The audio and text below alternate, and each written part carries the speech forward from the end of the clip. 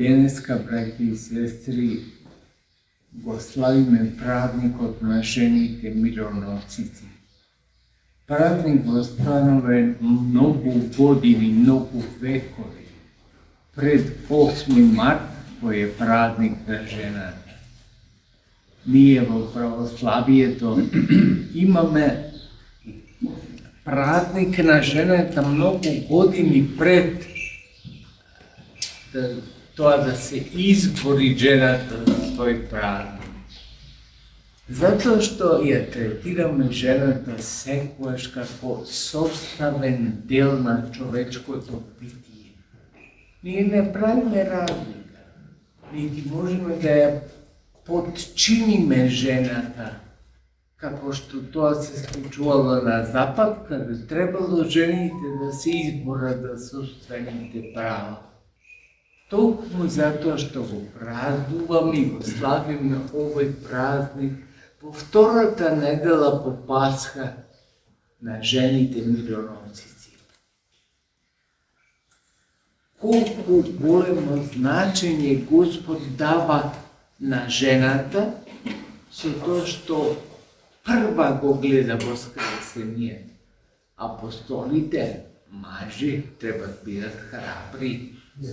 Тие се откажуваат уште кога го распнуваат Христос и сите се разбегали. А тогаш кога им се јавил, еден од нив апостол Тома бил дури не верувал, дури не го ставил прстот во раните Христови.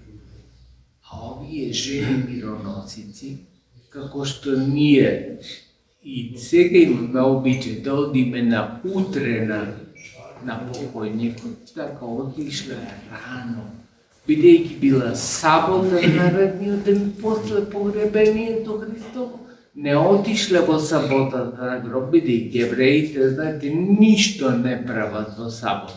Како ние што треба да празнуваме во недела, тие ништо не прават во сабот.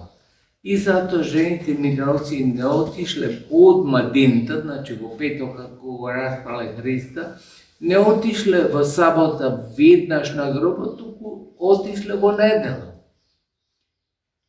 И што ќе видат? Празен гробот. Дури Света Марија Магдалина, една од жените мироносици, му вели на градинарот ги викале тие што се грижеле околу гробиштата, зашто тие били засадени со цвеќиња, со трева. И му рекла, ако ти си го поместил телото, кажи ми каде си го ставил, затоа што носеле жените мироносици мириси, да го помажа телото да не мириса. Меѓутоа, наместо да одговори градинарот, Христос се јавил во облик на воскреснат маж. И не е чудно што жените мироносици веднаш не го познале, туку нему му се обратиле како на градинарот. А тој и оставил Марија Магдалина со името Марија. Долго го бил Света Марија Магдалина само да го чуе истиот глас кој го слушала со години, да ја повикува, да го повикува нејсиното име. И таа веднаш го препознала Христа. Меѓутоа, како да си рекла себе си, како е можно ова? Овој е истиот кој вчера го погребавме, а денеска ми се јавува со истиот глас со кој сум го слушал години назад. Тоа е можно затоа што Христос воскресна. Прво вели им се јави Христос на мајката, што е за очекување. Значи, таа која најмногу поднела да го гледа, да го види распетието на синот свој, логично е прва да биде известена за неговото воскресение. Но одма после мајката се жените мироносици не се апостолите, не апостол Петар, не апостолите Јаков и Јован, кои биле омилени Христови ученици, туку овие жени мироносици, затоа што секој човек, а особено Христос како Бог, знае да ја разпознае оданоста на жената, да знае дека таа и смртта која е потребна, ќе го следи оној кој го љуби, а тоа е Господ. Апостолите се разбегале, рековме, но овие жени мироносици ништо не можел да ги уплаши. Не дека тие немале страв, вела само лудиот нема страв. Има страв. Секој човек и овие жени имале страв. Меѓутоа, велат тие кои добро ги разбираат духовните детали, дека не е разликата во луѓето дали имаат страв, во храброста на луѓето дали имаат страв или не. Туку и тогаш кога имаат страв, имаат инај ревност, ја викаме поинаку, да направат спротивно од стравот. Значи, не е то дека нема страв, жените мироносици, што ќе се случи? Страв има, ама има храброст и одважност едната речот. Ако Христос мој загина, па што ќе ми е животот мене без Бога? Така, секој нормален човек треба да размислува, секој верен човек треба да размислува. Што ќе ни е животот ако го нема Бога? Што ќе ни ќе живееме уште 100 години? И ќе заминат тие 100 години. После што ќе правиме, ќе нема како никогаш да не се постоеле. А ако го дадеме животот за Бога на младини или повозрастна доба, ќе го добиеме за вечност. Ете, тоа е она што го разбираме од овој ден на жените мироносици, кои ни покажа на сите каква храброст носи жената. Не луда храброст, туку храброст да биде оддадена.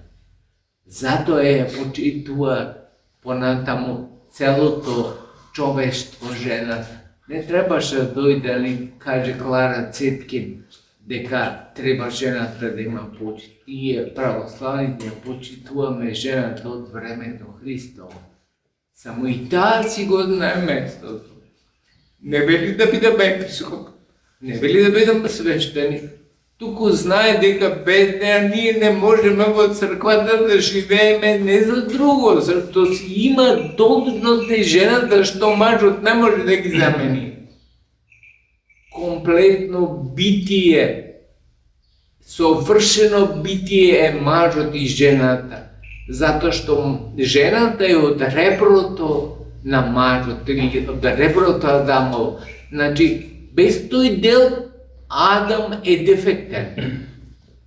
Ама жената не може без мажот, затоа што ќе биде само ребро.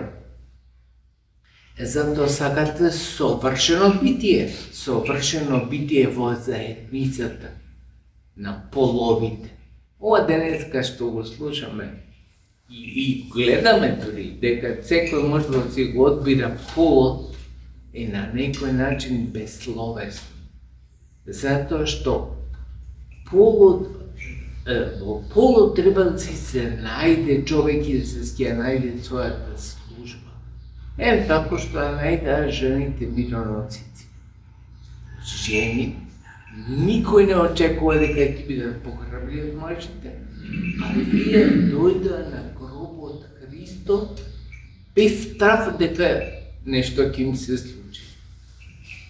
Апостолите не. Тоа беа во заклучена соба се додека Христос како воскреснав не им се јави. Ама жените во потрага по нивниот Господ отидоа. Што требаше може би мажот да го направи. Но ни покажа на сите лекција жената дека во суштината не смееме да ја викаме послаба од Марко. Не смееме да ја викаме помалку храбра од Марко. Не, туку се покажа и посилна и похрабра од Марко. И затоа толкова почит им даваме денеска на жените заради жените мироносици. А жена е и мајката Христова. Има некоја што е почесна од херовимите и пославна од серафимите, а мажда е некој. Не, Пресвета Богородица, која е жена. Затоа, браќи и сестри, овој празник кој денеска го славиме, можеме слободно да го третираме како празник на жената. Иако тој е празник на сите, нормално. Како што рековме, нити жената може сама да постои, нити мажот може сам да постои. Туку Господ ги создаде како словесно, комплексно битие и мажот и жената. Да живеат во заедница која почнува сега, а не завршува никога. Тоа треба секогаш да го имаме на ум и да го почитуваме не само како празникот на мироносиците, туку да ја почитуваме пораката што ја носи. Да не ги ни подештаваме жените, да не ги правиме дека се пониско битие како што тоа се случувало на Запад, често пати. И денес Запад ќе ни каже дека секој може да си го одбира полот. И ние безрезервно дури ќе го примиме. Дека секој може да си го одбира полот. Прво научите што е машки пол, што е женски пол. Па после ќе ни кажувате, а ние неколку векови го носиме ова, дека жената и мажот се равноправни. Не треба никој да ни каже дека мажот и жената се равноправни. Само имаат различни служби пред Бога. Немаат иста служба. Господ нека ни даде во таа служба прво да ја откриеме, а потоа Богу предадено да послужиме во сите дни на нашиот живот. Спевајте, Господа.